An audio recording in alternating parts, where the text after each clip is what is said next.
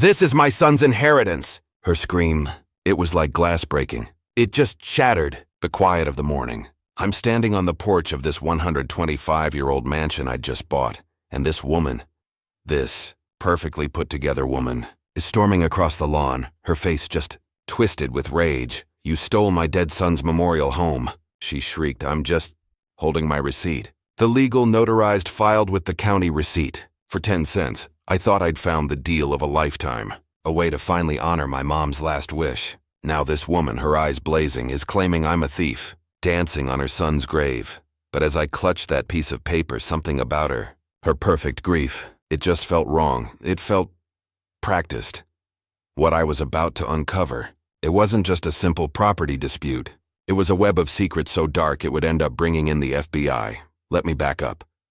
3 weeks ago, I was a mess. My mom had been gone for 6 months. Cancer, the slow, awful kind. I'm 34, broke, living in this cramped studio apartment that always smelled like my neighbor's cooking. My mom, she'd always had this dream, a Victorian house, a big one with a tower, a wraparound porch, and a library. "Someday, Leo," she'd say, her voice thin. "A sunlit library. And roses out back. Cancer stole someday." But the promise stayed. I was just scrolling, scavenging, really. Estate sales, tax auctions, and I saw it. The Chandler House, built 1898, steep Gothic roof, stained glass, and a library, a real one. 15 years empty, taxes unpaid, minimum bid, $1. I drove out to Oak Run. The place, it was a monster, but a beautiful one. Ivy covering one side like a green winter coat. The foundation was stone. The roofline was straight, and through the dusty beveled glass, I saw it. Floor-to-ceiling shelves, thousands of leather-bound books. The room, the one my mother had imagined. I felt this click, this purpose. This wasn't just a flip. This was for her. The auction was a joke. It was in this sterile courthouse conference room. Me, a bored auctioneer, and a sweet old lady in the corner knitting. Property known as the Chandler House, the auctioneer sighed. "Minimum bid is $1. He looked at me. He looked at the knitting lady. I reached into my pocket. All I had was a dime, a single dime I'd kept as a good luck charm since high school. 10 cents, I said. My voice cracked. The auctioneer just blinked at me.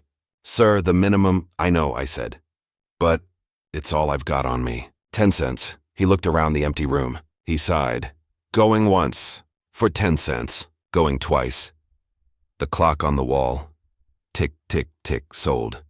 To the gentleman in the front row. For 10 cents. The paperwork. It was surreal. I signed my name, my hands shaking. I slid the dime across the counter. The clerk, she actually smiled. She handed me the deed. Property legally transferred to Leo Harrison for the sum of 10 cents. Paid in full. I walked out of there. I whispered it to the empty hallway. "I did it, Mom." The house was solid. Dust, sure, but the floors were good. The stained glass was mostly intact. And that library, man, I found the perfect spot for her roses. But I got this tight feeling, not a ghost, just the feeling of being watched. My new neighbor, Mrs. Peterson, confirmed it. She brought over I think it was a Jell-O mold. "You need to be careful, dear," she said, looking over her shoulder. "The Wainwrights, they've been circling this place for years." "The Wainwrights?" "Eleanor Wainwright. She runs the Homeowners Association, like her own little kingdom. She's been telling everyone this house belongs to her family. She's not gonna be happy, and that brings us back to this morning." The sound of high-end heels clicking on my porch. I opened the door and she just swept past me. Didn't ask, just entered, her perfume. It was regressive, expensive. "This mansion belongs to my son," she announced. Her voice, it was a judge's gavel. "I am Eleanor Wainwright, president of the Willowbrook Estates Homeowners Association. And you have made a very serious mistake." This was her. "The woman Mrs. Peterson warned me about. She's inspecting the foyer, my dusty, peeling foyer. Like she's a general and I don't know, the help. My late husband," she says, "promised this house to our son, Richard. We've just been waiting for the tax default so we could acquire it properly.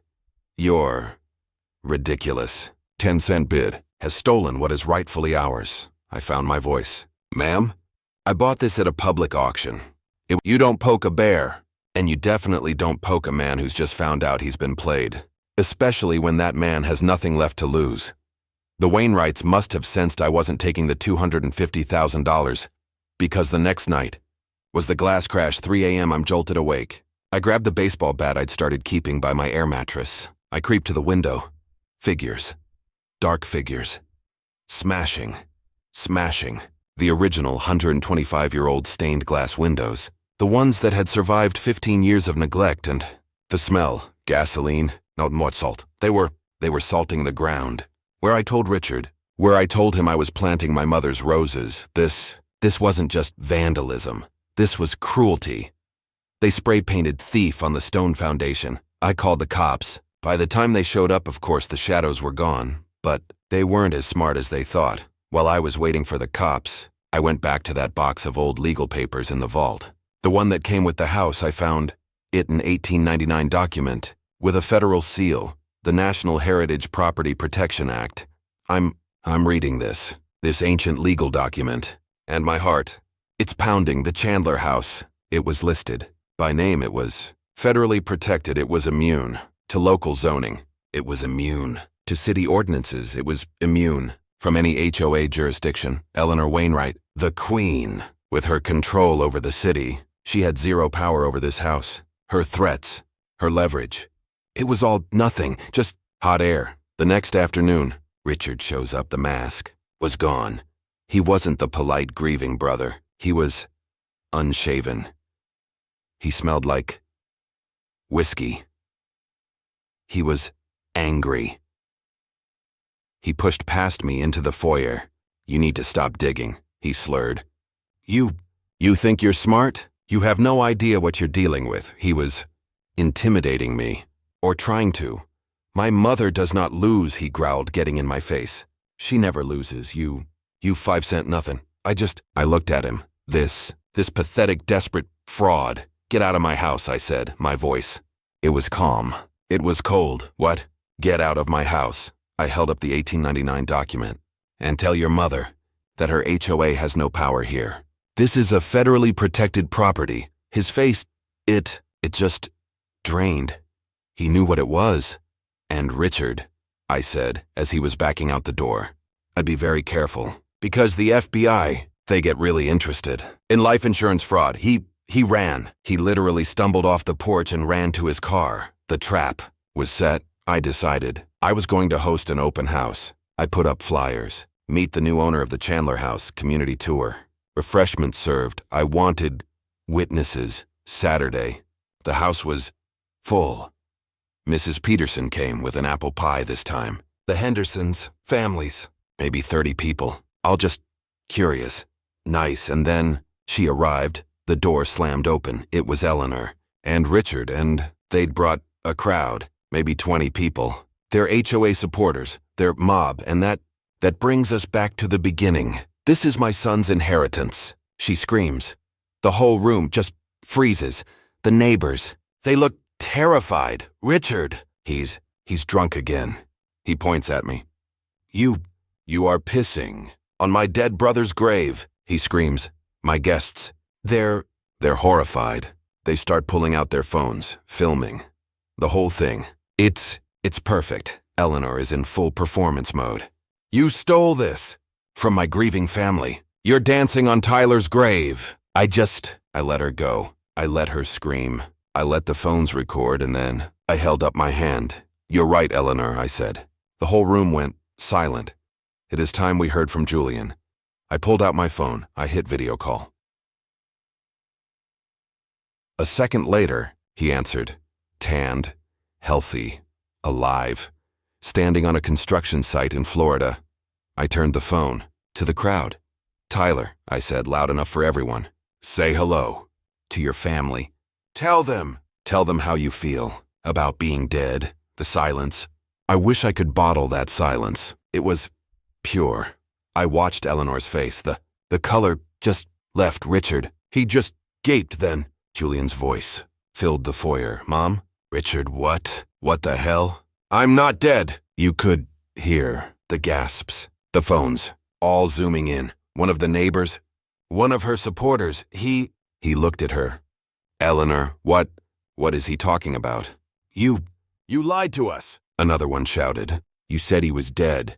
Richard, he just snapped. The rage.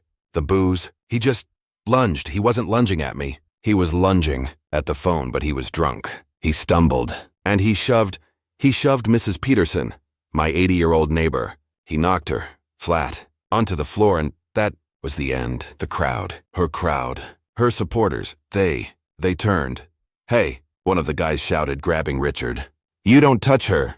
It was over. Eleanor was just standing there, babbling. No, it's a mistake. It's a trick. You destroyed my family, she shrieked at me, and then we heard the sirens. One of the guests had called 911. The second Richard shoved Mrs. Peterson, the cops walked right into this theater of the absurd. They saw Mrs. Peterson crying on the floor. They saw Richard being held back by his own supporters, and they saw Eleanor just screaming at a phone that was showing her very much alive son. It was justice. The videos. Oh, the videos. They went everywhere. To fake dead brother.